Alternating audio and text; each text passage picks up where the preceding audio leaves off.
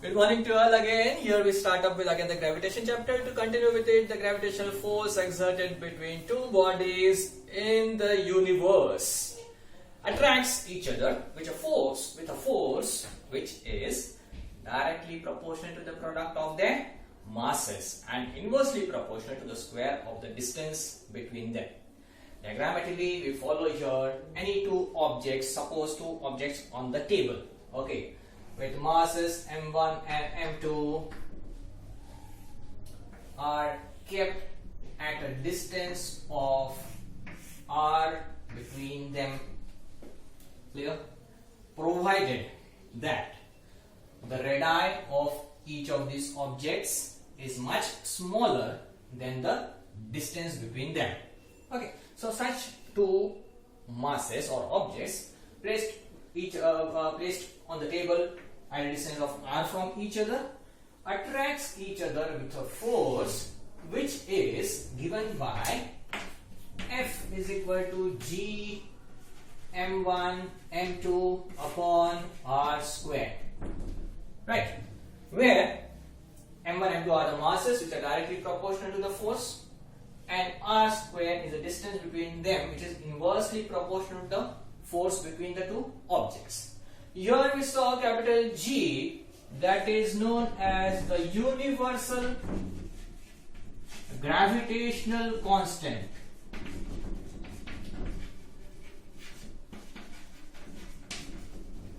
Now again, to recall, why is it called universal gravitational constant? Why? Because the value do not change anywhere in the universe. It is independent of the masses of the objects. It is independent of the distance between the two objects. Also, it is independent of the medium which is between the two objects anywhere in the universe. So, therefore, it is called universal constant. Here, we saw the formula for gravitational force between two objects given by Newton. F is equal to G m1 m2 upon r square. Here, we can derive the unit for G as, from the formula we get G is equal to Fr square upon m1 m2. Since the unit for force in Newton, the distance in meters, here comes meter square, upon masses in kilogram gives kilogram square for the SI unit of G. Similarly, the CGS unit can be given as newtons comes to dyne, meters comes to centimeter square, and kilograms comes to gram square. Dyne centimeter square plus gram per gram square, this gives us the CGS unit for the value of universal gravitational constant. It was Henry Cavendish who successfully calculated the first time the value of G to be 6.673 into 10 to the power minus 11 Newton meter square per kg square. Yeah, this is the value for the universal gravitational constant. This SI unit and CGS unit, we can derive these units for each of the values formulas here. So this was the force. Newton was now successful to give this idea from this Newton's law of the theory of gravitational force exerted between any two objects in the universe. He was successful to determine the possibilities, that the phenomena, that is the force that acts between the objects on the earth and the earth, the force or the motion of the moon and artificial satellites around the earth. He could successfully explain the movement of other planets, comets, asteroids, etc. moving in the universe, in the galaxies. He could also determine the reason between the reason for the high and low tides formation on the seas. What is this high tide and low tide? Let's move on to that topic now. Moving to high tide and low tides. What is it now? the seashore, if you have been to a seashore on the beach, we see a large surface which is covered with sand. It will be called as the beach, and the water body flowing down here till the horizon. We find through the day the level of the water, or we can say the distance of the beach we need to walk till the waters goes on decreasing and increasing. At some instance, when the water body is at low level, that is the beach is clear with sand till far, we know it as low tide. Suddenly the level of water starts increasing and the water body comes near to the beach. This represents as high tide. So this phenomena occurs twice a day, 24 hours a day, 24 hours. Now these high tides and low tides are a reason again how gravitational force is responsible for this high and low tides. Now like Titanic, suppose you're standing on a hilltop, okay, wearing loose clothes like me, okay. Now here I have certain weight, I'm standing still on the point, okay, on the cliff. Suppose on the cliff the winds are blowing. Of course, wind energy we can determine it as a force. The force of the wind, okay, unfortunately cannot blow me off, so it's trying to blow my clothes. You have experienced it many times. The shirt is blown off, okay, moves behind also. So this phenomena, simple phenomena, we observe here on the globe. What is the earth made up of? Okay, solid matter, liquid matter, whatever it may be. Geographically you know the details. Here I know that the 70% of the body is covered with water. So colloquially I just understand that let this be the water body covering, or the blanket covering the earth's surface. Fine. Now this is just representing like that of the clothes person is wearing.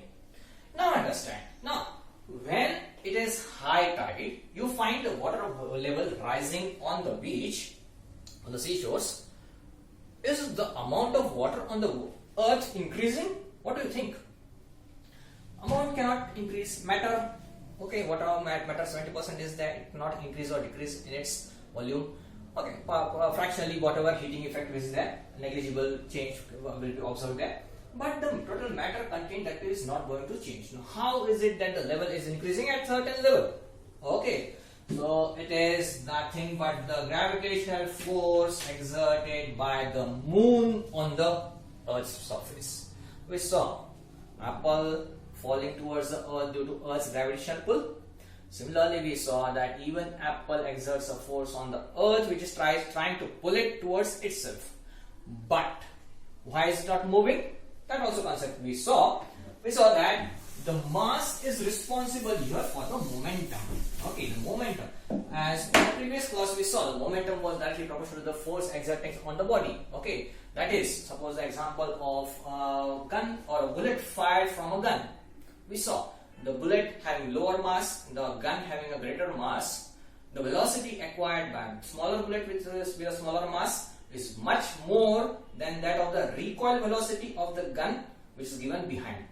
Okay, it was just because the mass of the gun was much more than that of the bullet. Okay, so here also same way, the two forces, the two objects, one having a greater mass and one having a smaller mass, having a force of attraction between each other, are opposed not only because of the masses difference but also by the other forces. That is, suppose if they are on the table, the frictional force between the surface, right, and also the gravitational force acting downwards by the earth on both the objects. Okay, suppose they are in air, objects falling from a tower of Pisa. Okay, one heavier, one lighter objects. Here the lighter feather is suffering a buoyant force of the air along with the frictional force of the air, which leads it to fall later to the heavier object or the stone. Okay, otherwise we know the acceleration produced will be same for both the objects. We will be observing it in the acceleration part henceforth. Now, so here the overcoming forces here are the masses. Here in case of Earth also we talked about the apple is attracting the Earth, but Earth is not moving since the mass is much more than that of the apple. Okay, so the velocity is much negligible. Okay, so here will the force of moon try to attract the Earth? Yes, according to Newton's definition, it attracts with an equal force, but the displacement is not seen. What is being displaced now? Okay, now the blowing wind could not just kick me off from the cliff, but it tried to blow off my clothes, right? So here also same way, the point at which the moon attracts the force perpendicular to it, the water level at that instance is just pulled towards the moon. Now from where is this water being pulled? It is nothing, nowhere but from the poles, the points exactly perpendicular at 90 degree to the perpendicular from Earth to moon suffers low tides, whereas the other later two positions suffer high tides. This is the simple phenomenon for high tide and low tide. This also is just a phenomena due to the action of the Newton's universal law of gravitational force acting between two objects. Fine with it? This was the Newton's laws. So importance, what is the importance? Now importantly it was able to clarify all the types of forces and the motions of the planets and asteroids and movements of these high and low tides. So Newton's law, to repeat, there exists a force of attraction between any two particles in the universe which is directly proportional to the product of their masses and inversely proportional to the square of the distance between the two objects. Okay, so here each and every force we saw that there exists force between Earth and the objects around the Earth. So Earth's gravitational pull is the force exerted by Earth on the objects around it. Second important point, we saw that the force line of attraction of force is directed towards the center of the Earth. Why? It is center seeking force. The movement of the objects around the Earth is due to the centripetal force we have seen. Also, the direction is towards the center because the center of mass of the Earth is situated at its center. Okay, center of mass. So line of force is till the center of the Earth. So that was the point. Same way, now every force results into some action. So the action here is the movement. Okay, so this movement, changing the movement. When we define this movement or acceleration, the force acting on any object is given by its mass and its acceleration. Mass into acceleration is the force defined. Okay, so here the acceleration is nothing but the acceleration produced by the Earth's gravity pull. That is, the Earth's gravitational force is acceleration is defined as small g. We saw the value of small g. Okay, g is equal to gm upon r square. To recall the point, these values are nothing but the r as the radius of Earth. Here m is the mass of the Earth. The object may be at certain height from the surface of Earth gives you the distance h, and this total distance is given by small r plus h. So similarly, r is small r is equal to r plus h. Here, to derive this equation, it was nothing but F is equal to mass into acceleration, that is acceleration into gravity. F is equal to mg, and also we have the force is equal to force of gravitation between the objects as g mm upon r square. Now here we are talking about the object of mass small m and Earth of mass capital M, m1, m2, or capital M, small m. Clear with it? G is the force universal gravitational constant, you know, and r square distance between them. Okay. So from here we understand, from equating these two equations, this value of small g, that is nothing but F upon m. The resulting value g comes to equal to gm upon r square. Reason? That is, the force here being directly proportional to the mass of the object, whereas here the gravitational acceleration being inversely proportional to the mass of the object. These values of small m, that is the mass of the object, gets eliminated from this equation, and we get the value of small g, that is acceleration due to gravity, is equal to gm upon r square, where m is the mass of the planet. Okay, that is the earth we are talking about. So here it is independent of the mass of the object. Hence, overall, at random, we consider that the value of g in calculation to be 9.8 meter per second square uniformly on the surface of earth. Acting uniformly on the surface of earth. The second part will be observing that is the change of this value of acceleration due to gravity along the height, altitude, along the depth near the center of the earth, and along the surface. Since the surface is not completely spherical, it is bulging on the equator and flattened at the poles. The reduced distance between the poles and the center gives maximum gravitational acceleration at the poles than the equator. Also, gravitation being inversely proportional to distance, as the distance increases along altitude, the gravitational acceleration force goes on decreasing. Same way, the third point, that is along the depth, the total mass which is of the earth, of the planet, which is directly proportional to the gravitational acceleration. As the contributing mass, as we move along the depth inside the earth, the total mass contributing to the gravitational force goes on decreasing. Hence, the values of g at the center of earth goes on decreasing till 0. These are the values for the gravitational acceleration. Okay. So, certainly we have the values of small g is 9.8, and to recall, capital G, don't forget it, this is the gravitational acceleration constant. The gravitational acceleration here 9.8 meter per second square, and universal gravitational constant as g is equal to 6.673 into 10 to the power minus 11 Newton meter square per kg square.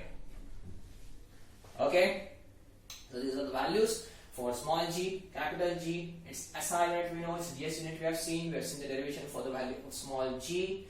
We have seen the gravitation due to earth. Two objects on the table do not move towards each other due to the overcoming forces of gravitation plus the friction plus the buoyance force of the air or medium between them. These points do not let the effect of this force F being seen on each and every object, but it acts compulsorily between each and every particle in the universe, and given by F is equal to gm upon r square. This universal law of gravitational force given by Newton well studies these phenomena, which need to recall, ponder over the points, recollect the topics properly, make a mapping, go on with the derivations, and conclude your queries. Whatever queries you have, just keep them up, highlight them properly, and be ready to ask them. I'll be answerable to them in the upcoming lectures. Let us continue with some interesting more topics in the upcoming lecture. Today, that's all for the today's lecture. Thank you very much.